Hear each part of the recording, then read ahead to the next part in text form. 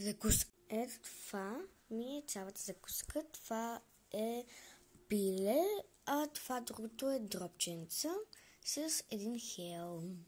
Някои хора пият кафе да се събуждат, а пък аз нарочно си правя алармата за кафе.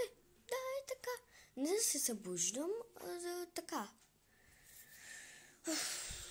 Не знам хора, да правя ли малката Дрисла, да правя ли великолепния век, не знам. Хюрем Султан ли искате или индийския филм Малката булка, т.е. Малката Дрисла. Пишете долу в коментарите наистина. И да, мен не ме е срам да се показвам. Дази, сега ще направим видео. Чакайте да се грим. И хора, ето ми го. Това е за да станеш по-бяла. Това е спирала. Ето. От любимата ми колекция от такова. На ручки.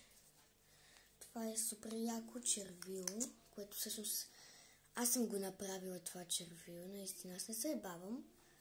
Мирише на шоколад и супер лъчно се получи и нямам търпение да направя още червила. На шоколад мирише. А това, ако се чуете какво е? Ето го. Това е огледалце. За да се видим колко сме грозни. На нас не ни трябва. Първо почваме да си слагаме това.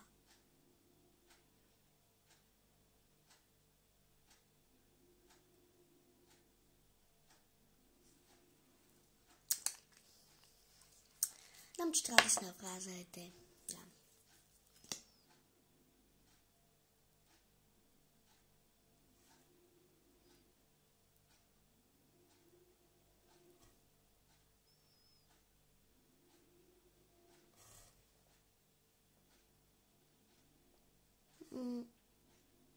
Може би на камера няма да се вижда колко са големи, ама